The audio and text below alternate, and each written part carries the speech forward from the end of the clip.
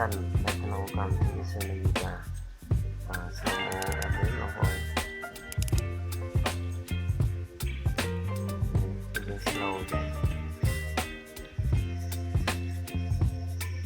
Baby you give me ice and fire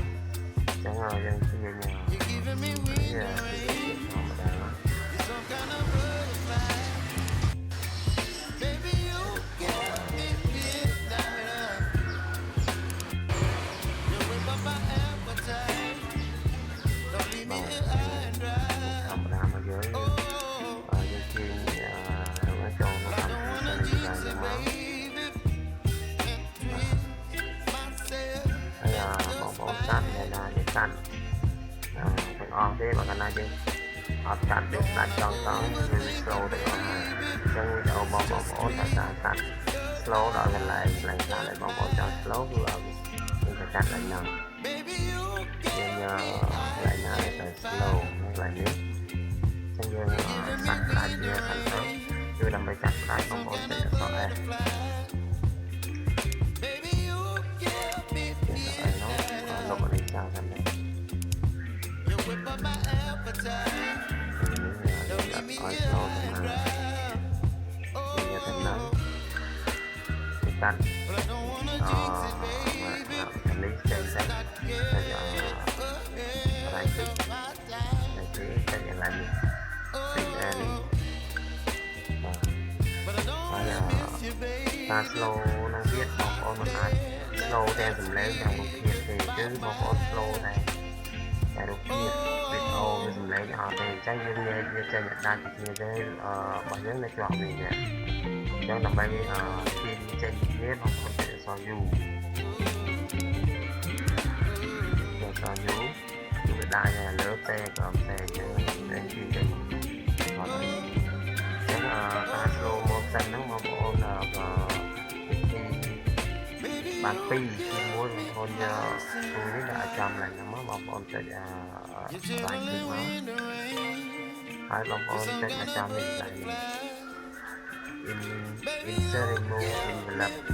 បងប្អូនយកនេះគឺវាមានខ្សែបន្ទាត់នេះខ្សែបន្ទាត់ហ្នឹងកាលណាយើងអូសឡើងទៅលើគឺលឿនអូសចុះមកក្រោមគឺវាយឺតអញ្ចឹងខ្ញុំអូសវាចុះមកក្រោមនេះអូសផុតដាក់ថយក្រោមវិញបងប្អូនមិនអូសផុតមកកាន់តែយឺតទេ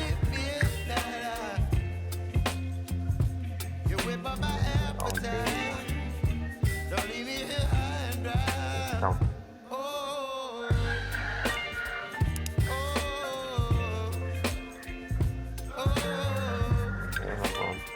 ស្តុប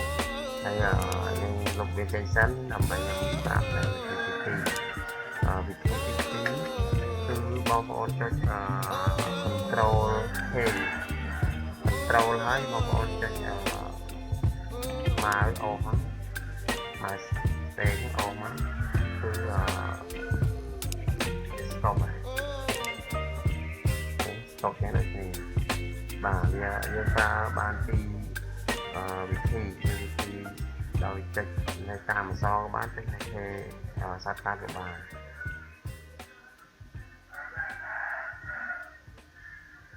បាទហើយបងប្អូន